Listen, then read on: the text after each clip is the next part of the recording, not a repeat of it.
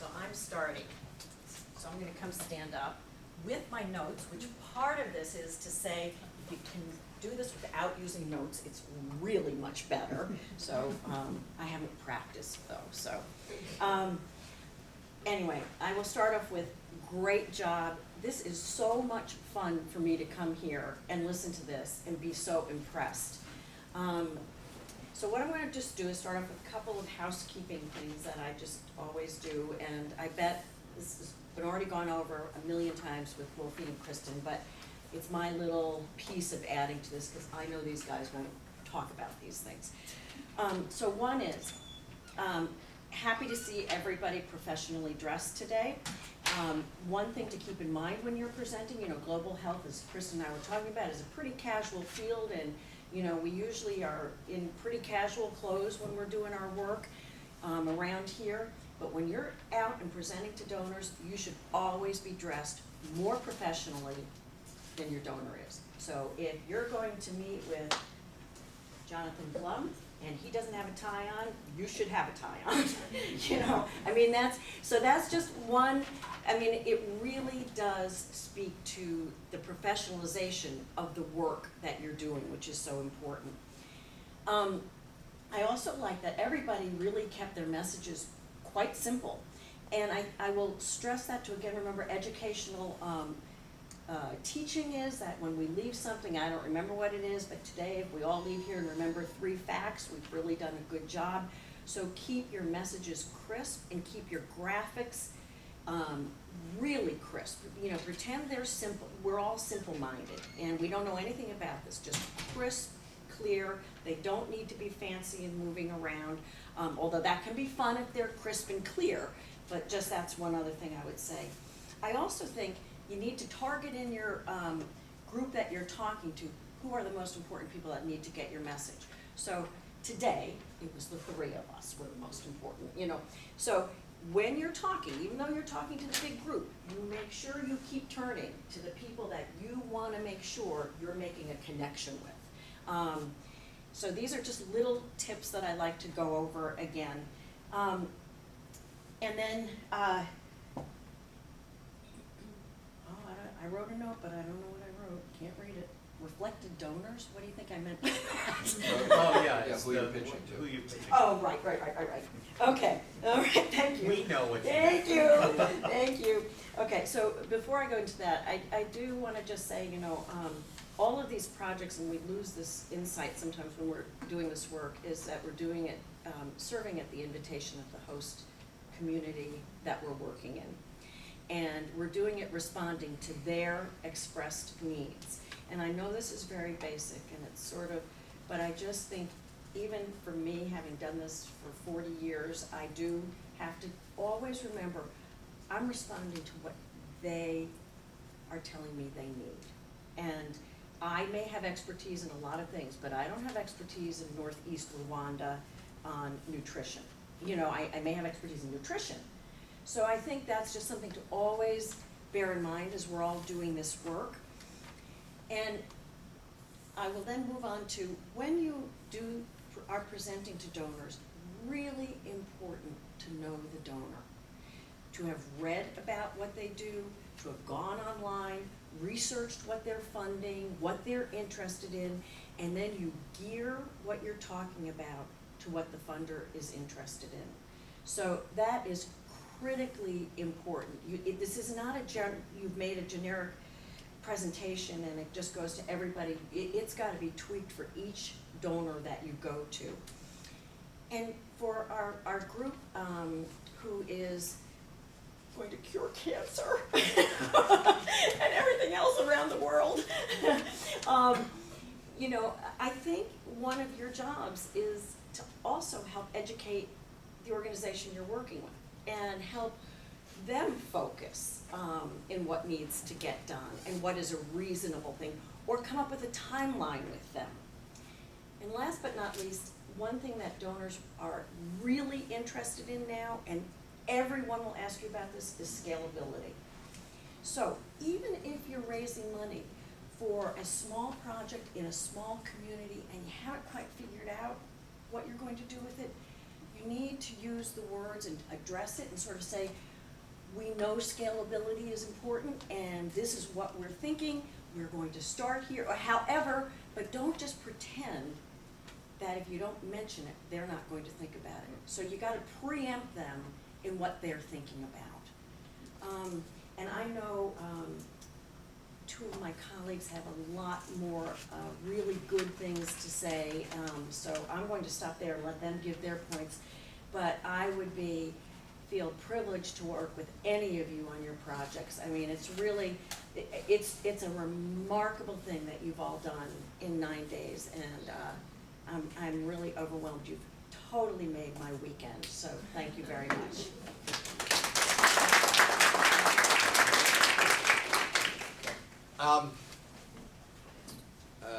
The presentations today were excellent. It was a pleasure to listen to them, and you're really to be congratulated about how quickly you came to master your areas and then pull together the presentations, which are really almost two separate items. We're at the trust I work at, we're fortunate we give away about $300 million a year, so I listen to a lot of these. These were very good. These were very professional. So again, it was a real pleasure to listen to them. I want to talk about one thing for a couple minutes, and it's not really in direct response or reference to any of the presentations. It's just something I think would be useful to keep in mind. And that's the growing importance in the conceptual framework that most donors, private foundations, probably other donors as well, certainly government, which I'm somewhat familiar with, are bringing to philanthropic initiatives or socially impactful initiatives, not always philanthropic, and that's the concept of impact. And assessing the impact that your particular project brings or potentially brings. And it seems like a sort of trite concept. Of course, philanthropy or social funding is focused on impact. It's actually taken decades, arguably, for philanthropy to begin to prioritize the criterion of impact over some other criteria which are arguably less important. Again, it seems almost impossible that that's the case. Your professor didn't mention that I'm actually relatively new to the philanthropic sector. I was a lawyer for 30 years, so I've really only been, at least on the foundation side of this, for the last 4 years. And when I started to hear about impact-oriented philanthropy, it was, well, of course, that's all philanthropy is impact-oriented. Nobody's going to think about a philanthropic project without assessing the impact, but that's not really the conceptual framework that the world brought to it for decades. But now people are very focused, not just how much is this going to cost, not just what is this going to do, but what is it going to do, what are the probabilities that that will work, what are the probabilities it will fail, what's the cost, what are the cost variabilities, put those together. Rigorously, some things you can apply cost-benefit analysis or analytics to, other things maybe cost effectiveness. I'm not going to value a human life, but I can tell you that for X $1,000 a year, the malaria nets will do the following if we do it this way, and for Y dollars per person, it will do it that way, and it gives me some basis of comparison. Whether or not this is going to be the case long term, this is where the world is right now, and again, I do think it's an advance over where philanthropy's been for a long time. So when you're presenting, remember that the people you're listening to, by and large, in this era, are brutally, or should be brutally, focused on the question of impact. Overall, what is this going to get? What's the social impact? What are the costs involved? What are the strengths and weaknesses of what I'm talking about?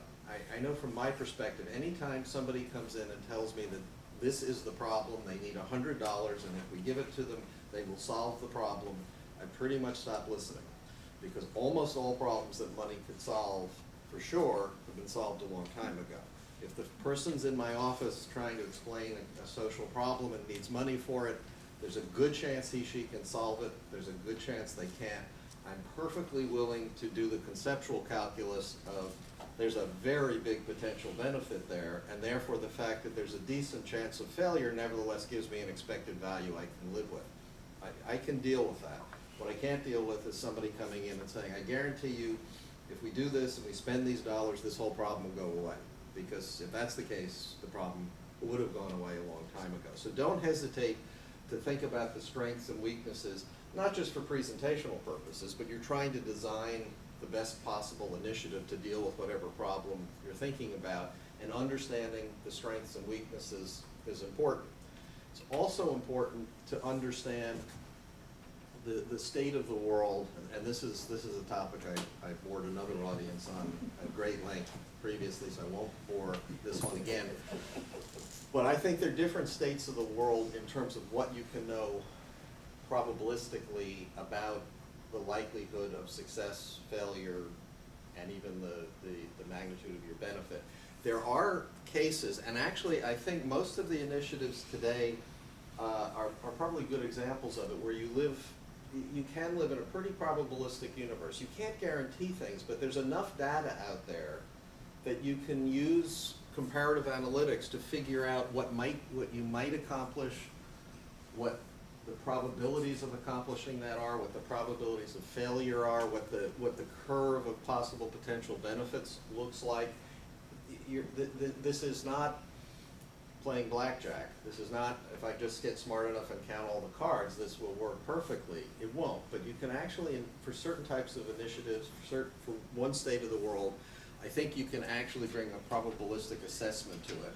Many of the initiatives today, a lot of the direct service initiatives in general in philanthropy are like that, and that's what people are listening for. I think there's a second state of the world where you know what's important, you know what the variables are, but you can't really quantify them. And a lot of, I think, philanthropy fits into that, but there are ways, I believe, to deal with those situations. And if you're in that world, that doesn't mean you can't make reasonable assessments of impact. It just means you have to understand what you know and what you don't know. I personally don't usually quote Donald Rumsfeld, but he had that whole thing about known knowns and known unknowns. You're sort of in the known unknowns. You don't know what they are. You know what they are, but you don't know how to quantify them. And a lot of philanthropy falls into that category. And then there's a third category, I think, which you're sometimes in, and it's perfectly okay, where you don't even know what's important. You know what you're trying to deal with. You don't even know what's important. But if you make some sensible situational guidelines around it, you can make a persuasive case about why you ought to do something. It's in a totally different context, although I think a lot of the philanthropy we do falls into this category. But years ago, Warren Buffett had his insurance company reinsure California earthquake risk because there was a public authority that gave all the homeowners who couldn't get household insurance against earthquakes. There was a public authority that gave them insurance, but they tried to reinsure in the private market or the public market the reinsurance risk. Nobody would take a nickel of it. Buffett took the whole thing. He took $6 billion of exposure, and he didn't run one model, and he didn't ask one earthquake scientist. He asked no questions. Why not? Because no models have ever worked. It was just a waste of time and money to do it. But he had some smart situational guidelines, most important of which is that he could raise the price by a factor of 20. So that was a good situational guideline, that this was probably going to be a useful thing. He didn't know whether it would work or not, but if it worked, it was going to be so transformational from a profit and loss point of view that it was okay. A lot of philanthropy is like that. We sponsor a lot of medical research. There is no way to quantify whether a lot of the research that we sponsor is likely to work or not. There are situational guidelines. Is there a research community? Can people take the molecule and turn it into a compound, to turn it into a drug, that sort of thing. But a lot of it is simply, look, this may work, it may not, but it's so transformational, and it might work, it might not, but therefore on balance, this is a positive investment of huge potential impact. Those are the sorts of things you should think about when you're presenting a philanthropic initiative, or really pulling it together, because I think the world has gotten it right. This is the important topic. And to the extent you can think about structuring your initiatives along those lines, keep impact really forefront in your thinking, you'll design better initiatives, and the people you're presenting to are going to be thinking in those terms. So that's just a concept, not a specific comment in any of the presentations, which again were all excellent. I don't know how I followed that, so I'll give it my best shot. First of all, I'm just going to thank you for the honor of being here. It was pretty cool, so thank you, Wolfie and Kristen, for that honor. I thought all of you did a really good job. From my perspective, I'm in a large corporation, and we're not as generous as John's Foundation, because we're a for-profit organization, but we do give away money every year. And I think it's pretty simple. So when I'm listening to somebody seeking a grant, or when I'm soliciting funds myself because I'm on nonprofit boards and I do this, I generally have a passion about what it is that I'm representing, or I hope that the people who are coming to me have a passion about that particular issue. And if they don't, then they're out. And if I don't, I shouldn't be soliciting the funds. So number one, have a passion, understand the issue that you're working on, and if you really believe in it and you have some capability, you'll be successful. So it's common sense stuff, but that is true. Secondly, know your audience. So I think you've heard earlier, both from Lynn and John, that not everybody, the second group, you just had that impossible task of, as I said earlier, trying to boil the ocean. And while there may be something in it for whoever you're pitching, and there probably is, by the time you got to that one piece of it, it would be very difficult for us to grab on it. So I think something Lynn said and we had said earlier is working with the client to narrow the brief, and not every client knows how to write a great brief, so you can help them perhaps narrow in on something more specific. The other is, I think all three of you need a better close. So the close is as important as you need a preamble, and some of you did it really well and others did it a little less well, but start with a strong preamble, then get to the substance. And then boy, if you don't close strong, and this is like sales 101, but if you don't have a strong ending, which engages your audience and asks them, is this what you're looking for? Would you be interested in this kind of donation, or does this meet your strategic goals for your organization? If you don't do that at the very end, I think you're going to lose a great opportunity. So I'd have a strong close.